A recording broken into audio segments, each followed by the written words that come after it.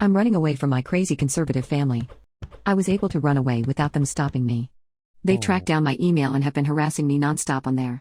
I tried to ignore it, but I still loved them. So, I finally opened the emails, deciding it was best to probably get it over with. My father's email was filled with anger, there is no other way to put it. He said that by taking off irresponsibly like I did cost them the friendship of someone they planned on introducing to me. He never admitted that it was the 53-year-old they'd basically sold me to. Father stated that because of the social relations that had been damaged and impacted by my actions, I owe them approximately $85,000 in reparations. He also claims that he will be taking me to court if I don't pay it in full within 30 days and return home, as I obviously cannot be trusted. I plan to ignore that as I believe him to be bluffing. He ended his email/rant with "You belong to me, and I won't tolerate such defiance when we've put a roof over your head and taken care of you for your entire life. You were never the child we expected, it's time you make up for your deficiencies.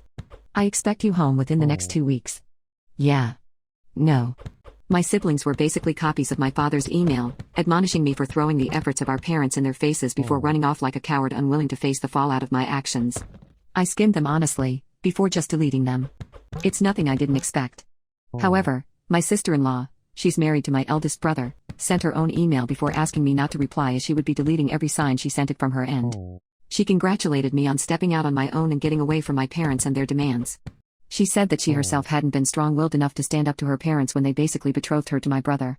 Which makes sense as I remember that they met and then married. Within 6 months, and even then I thought that was a bit strange. She pleaded with me not to return, and not to reply. That was it. It was a bit unnerving honestly, as I do believe her, and I'm sad that she is stuck the way she is. The last email was from my best friend. She said that the morning after I flew out, my parents had been on their doorstep demanding to see me. Apparently they believed I was hiding with her. They refused to leave, screaming for me to stop pretending I wasn't there. It caused enough of a scene that the police were called, but they only talked to my parents briefly and let them leave.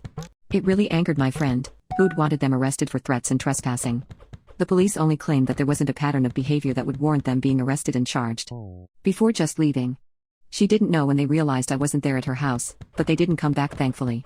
However, word has spread of me fleeing the safety of my parents' home and how they wanted me to return as they were concerned and fearful of what may happen with me out on the streets alone. The church ward has actually done searches of the area trying to find me. I don't know what they'll do from here, but they have no idea I left the country, let alone the state. My friend has no plans to say anything, and neither do I. As far as I'm concerned right now, they can live with that state of wondering for the rest of eternity. I plan on ignoring any further emails from my family, other than printing them out just in case. They've made several phone calls to my friend who's had fun with them.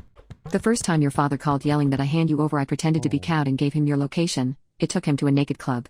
He came back screaming at how I had embarrassed him. I just hung up on him honestly. She did that each time they called, giving a different location each time. Her favorite was sending my parents to a nudist retreat. My mother passed out apparently.